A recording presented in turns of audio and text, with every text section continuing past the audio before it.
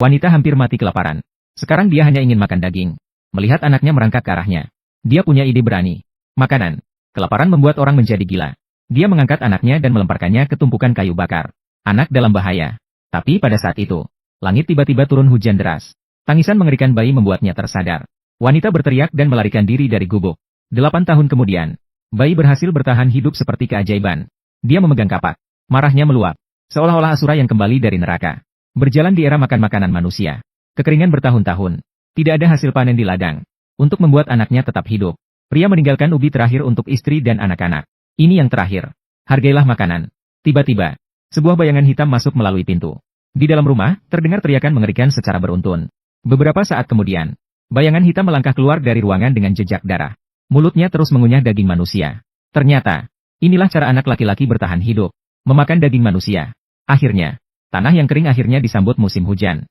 Rakyat bersyukur atas belas kasihan Tuhan. Namun, hal ini tidak berarti apa-apa bagi anak laki-laki itu. Dia hanya tahu bahwa dia lapar dan ingin makan manusia. Menemukan seseorang terdampar di jembatan. Dia segera mengambil kapak dan mendekat. Orang yang datang adalah seorang biksu tua. Anak laki-laki itu tidak memilih-milih makanan. Saat dia hendak memukulnya dengan kapak. Namun dia dihentikan oleh biksu dengan satu gerakan. Kamu makan manusia, kan? Namun tidak peduli apa yang dikatakan biksu. Anak laki-laki itu pura-pura tidak mendengar. Barulah biksu itu mengerti. Anak laki-laki itu tidak mengerti bahasa manusia. Meskipun lawan ingin memakannya. Namun dia masih menyelamatkan anak laki-laki itu. Kamu gila. Anak laki-laki itu seperti binatang buas. Saat bangun, langsung menghadap biksu dengan gigi terdedah. Namun, biksu sangat menguasai cara menjinakkan. Hanya dengan satu mangkuk bubur, membuat anak laki-laki menjadi tenang. Namun, saat akan menuangkan mangkuk kedua, biksu justru mengajukan permintaan. Namo Amitofo. Ikut saya membaca. Hanya untuk makanan. Anak laki-laki hanya bisa mengikuti membaca. Namo Amitofo. Migabukyu. Biksu merasa sangat bersyukur. Tidak disangka bisa membaca dengan baik pada percobaan pertama. Masa telah membentuk sifat pembunuhan anak laki-laki. Maka biksu memberinya nama Ashura. Dia sebenarnya ingin membawa Ashura bersamanya untuk diajari. Namun, sifat asli Ashura sulit diubah. Dia lari dengan cepat. Tidak lama kemudian, dia menemukan seorang anak kecil yang hampir mati kelaparan. Insting bertahan hidup membuatnya berlari cepat seperti anjing galak. Namun, dia ditendang oleh seorang pemuda yang sama-sama berada di sana. Orang ini ingin memakan Sanlang. Meskipun memakan manusia membuat semua orang merasa jijik, tapi tidak aneh sama sekali untuk zaman ini. Pemuda itu mengeluarkan sebungkus nasi untuk mengalihkan perhatian Asura. Siap melanjutkan perjalanan. Tapi tak disangka karena baru saja merasakan manisnya. Asura terus mengikuti mereka dari kejauhan. Tidak ada makanan untukmu, pergilah. Tapi pada saat itu, anak bodoh tuan tanah menghalangi jalan mereka. Anak-anak ini semua berasal dari keluarga kaya. Biasanya sombong dan arogan. Jika kayu-kayu ini tidak diangkut ke sana, kita tidak akan memiliki makanan. Tolong biarkan kami melewati. Namun anak-anak dari keluarga kaya itu tidak memiliki belas kasihan sedikit pun. Malah mengambil batu dan melemparkannya ke arah mereka. Pemuda itu terluka parah oleh lemparan batu. Namun dia tidak berani melawan. Kenapa? Ekspresi ini tidak puas? Batu meluncur melewati pemuda itu. Tanpa sengaja mengenai Asura di belakang secara tepat. Oh, hanya melihat Asura mendarat dengan keempat kakinya. Dalam beberapa langkah, dia sudah berlari ke depan anak bodoh itu. Mencintai sampai mati, darah segar langsung memancar keluar. Anak bodoh dari tuan tanah langsung meninggal. Adegan ini menggemparkan semua orang yang hadir. Sementara Asura, dengan tenang mulai memakan tubuh. Dia mulai dengan tenang menggigit tubuh. Berita cepat sampai ke telinga tuan tanah. Ketika dia tiba, anaknya sudah tergigit hingga tak terkenali. Anakku yang satu-satunya. Siapa yang melakukannya? Tuan tanah yang melakukannya. Siapa kau? Aku akan membunuhmu. Melihat situasi, Asura langsung berbalik dan berlari ke arah gunung. Tuan tanah mengejar dengan kuda cepat dari belakang tanpa henti. Tidak bisa berlari lebih cepat di dataran. Dia hanya bisa terus memanjat gunung. Namun akhirnya dia terdesak oleh tuan tanah. Untungnya, Asura tidak mati. Namun dia juga terluka parah. Tidak bisa berdiri atau berjalan. Demi bertahan hidup, dia makan apapun yang dia lihat. Dengan tekad yang kuat, dia merangkak keluar dari lembah. Akhirnya pingsan di tepi sungai. Seorang gadis baik hati menemukannya. Dengan baik hati, dia menyelamatkannya dan membawanya pulang. Dan merawat lukanya. Maaf, pasti panas, tidak apa-apa. Darah segera berhenti mengalir. Meskipun Asura adalah binatang buas. Tapi dia salah tahu gadis di depannya. Dan biksu sebelumnya. Semua baik hati padanya. Sehingga perlahan-lahan menyembunyikan taringnya. Asura. Asura. Sejak saat itu, gadis menempatkan Asura di sebuah pondok terpencil. Setiap hari dia mengirimkan onigiri untuknya. Kau bahkan bisa membaca sutra. Namaku Akasa, ayo berteman baik-baik. Musim semi pergi, musim gugur datang. Asura semakin bergantung pada Wakasa. Dan bahkan belajar mengucapkan beberapa kata sederhana. Ini adalah telinga. Mata-mata. 0000. Ini adalah musim semi lagi. Semua makhluk hidup bangkit, hujan melimpah. Ini tanpa ragu adalah berita terbaik bagi rakyat. Musim sibuk bagi petani. Waktu Rashomon mengunjungi Ashura semakin sedikit. Maka Ashura diam-diam pergi. Melihat bayangan sibuk Rashomon dari kejauhan. Pada saat itu, Ashura sudah memiliki perasaan manusia. Dia sangat senang ketika Rashomon datang. Namun merasa kesepian ketika Rashomon pergi. Dia hampir menjadi manusia sejati. Namun seiring berjalannya waktu, kunjungan Rashomon kepadanya semakin jarang. Kadang-kadang hanya meninggalkan makanan di depan pintu. Langsung berbalik dan pergi. Ashura tidak mengerti. Mengapa Rashomon semakin menjauh darinya. Dia marah dan lari ke sungai. Menangkap seekor ikan hidup dan langsung menelannya. Hingga suatu hari, dia melihat seorang pria asing melalui jendela. Ternyata, Wakana jatuh cinta. Namun Ashura tidak mengerti cinta. Hanya menganggap bahwa pria itu merebut Wakana darinya. Sejak saat itu, Wakana tidak pernah datang lagi. Dia duduk sendirian di atas pohon memandang ke kejauhan. Berharap Wakana bisa kembali. Hari itu, bayangan seseorang berkedip di kejauhan. Wakana sedang berjalan ke arah sini. Dia sangat gembira. Dia bergegas menuju ke gubuk. Wakana mengenakan. Gubuk itu kosong. Wakana tidak datang kepadanya. Ternyata, Wakana hanya bertemu dengan orang yang dicintainya. Mereka berjanji untuk melarikan diri bersama dari tempat ini. Untuk hidup di kota besar. Hujan terus turun. Ashura yang berdiri di tengah hujan merasa putus asa. Dia ingin membalas dendam. Iblis dalam hatinya mulai bangkit perlahan-lahan. Dia masuk ke dalam ruangan.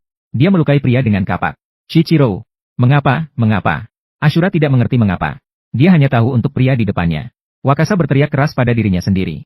Tanpa tempat untuk melepaskan, dia terus-menerus memukul tanah dengan kapak. Wakasa. Binatang. Hidup. Satu kalimat. Membuat sifat manusia yang sulit dibangun oleh Ashura menguap seketika. Dia meninggalkan desa itu. Meninggalkan tempat yang menyedihkan ini. Itu malam juga. Hujan deras berturut-turut menyebabkan banjir. Banyak pondok dan ladang hancur seketika. Dan setelah hujan deras pasti akan terjadi kekeringan. Serangkaian pukulan membuat desa menjadi kacau balau. Kelaparan merajalela.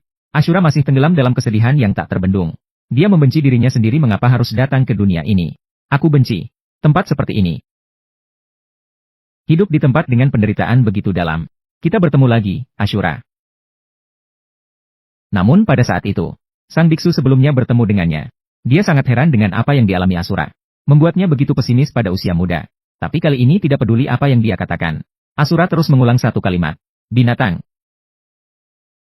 Aku adalah binatang buas. Sang biksu menyadari.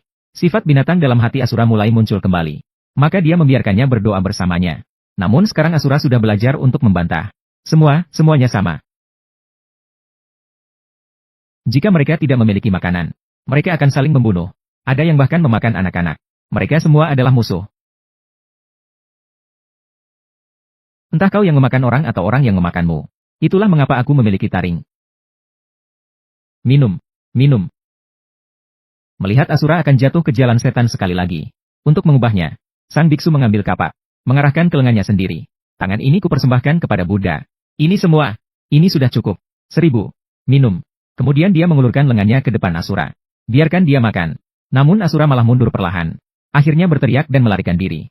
Melihat bayangan Ashura menjauh, biksu meneteskan air mata lega. Dan sisi lainnya, karena panen gagal, persediaan makanan di rumah Wosuke sudah habis. Kekasihnya kadang-kadang mengirimkan sedikit. Namun itu seperti mencurah air ke daun keladi. Orang-orang mulai kehilangan akal sehat. Saling membunuh demi sedikit makanan. Ryosuke harus meminjam makanan dari rumah ke rumah. Namun situasi saat ini, siapa yang berani meminjamkan? Hari demi hari berlalu. Untuk menghemat tenaga, ayahnya menasihati Ryosuke untuk tidak bergerak, atau akan mati kelaparan. Namun bahkan air minum satu-satunya di rumah sudah habis. Meskipun tubuhnya lemah, Ryosuke tetap memutuskan untuk pergi mencari air. Di tengah perjalanan, dia menemukan seekor tokek. Awalnya ingin menangkapnya untuk dimakan. Namun dia malah tergelincir tanpa sengaja. Bahkan tempayan air pun pecah. Dia terjatuh ke batu karena putus asa. Dan adegan ini, tepat ketika Ashura yang sedang lewat melihatnya. Maka, dia menyusup ke rumah Tuan Tanah pada malam hari. Membunuh kuda Tuan Tanah. Dia putus asa dan rebah di tanah di samping batu. Dengan cepat memberikan Rokuro potongan daging kuda. Ayahnya dengan penuh semangat melihat daging kuda. Tapi Rokuro malah mengira Ashura telah membunuh orang lagi. Di mangkuk itu ada sepotong daging manusia. Memotong sepotong daging kuda. Ayahnya sudah gila karena kelaparan. Tidak peduli itu daging manusia atau daging kuda. Menggigit setengah potongnya. Ashura mengambil daging kuda. ingin memaksa Rokuro untuk makan. Karena dia tahu, jika tidak makan, pasti Rokuro akan mati kelaparan. Di jalan, dia menemukan seekor cicak. Ini daging kuda. Namun hingga akhirnya, Ruosuke tidak mengeluarkan sepatah kata pun. Tiba-tiba, terdengar keributan di luar pintu. Ternyata ayah Ruosuke pergi memberitahu. Tuan Tanah mengumpulkan penduduk desa dari yang tua hingga yang muda. Bersumpah untuk membunuh pembunuh anaknya sendiri. Siapa yang bisa menangkap Ashura? Diberikan hadiah 1 tahun beras. Di balik hadiah besar, pasti ada pahlawan. Awalnya penduduk desa yang sudah kelaparan dan tak bisa berjalan. Saat itu seolah-olah mereka diberi semangat baru. Berbondong-bondong menuju rumah Ruosuke. Ashura melarikan diri sendirian keluar dari pintu rumah. Dengan kekuatan sendiri. Melawan seluruh desa. Dia lincah. Penduduk desa biasa sama sekali tidak bisa menangkapnya. Namun karena banyaknya orang, Ashura hanya bisa memilih melarikan diri ke gunung. Penduduk desa mengepung dan mengejar. Ashura lelah berlari. Tak lama kemudian, Tuan Tanah mengejar dengan menunggang kuda. Namun setelah pertempuran yang sengit, ia dipenggal oleh Ashura, langsung tewas. Penduduk desa juga mengejarnya. Mereka mendorong Ashura ke jembatan kayu. Namun saat ia ingin melarikan diri ke seberang, ternyata seberang juga dipenuhi orang. Kedua sisi sekaligus membakar jembatan kayu.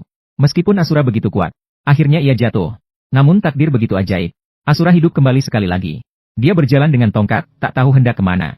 Saat musim dingin tiba, dia bertemu dengan Ruoka yang sudah meninggal. Namun kali ini, dia tidak menangis dengan sedih. Juga tidak melihatnya untuk terakhir kalinya. Melainkan pergi dengan diam-diam. Bertahun-tahun kemudian, Ashura telah sepenuhnya meninggalkan sifat binatangnya. Menjadi seorang biksu. Meskipun di zaman kekacauan yang penuh kekejaman, dia tetap mempertahankan hatinya. Dan bertahan hidup dengan gigih. Kemudian ia menjadi seorang sutradara. Mereka juga telah membuat film yang sedang populer akhir-akhir ini. Di dalam penjara 8 sisi.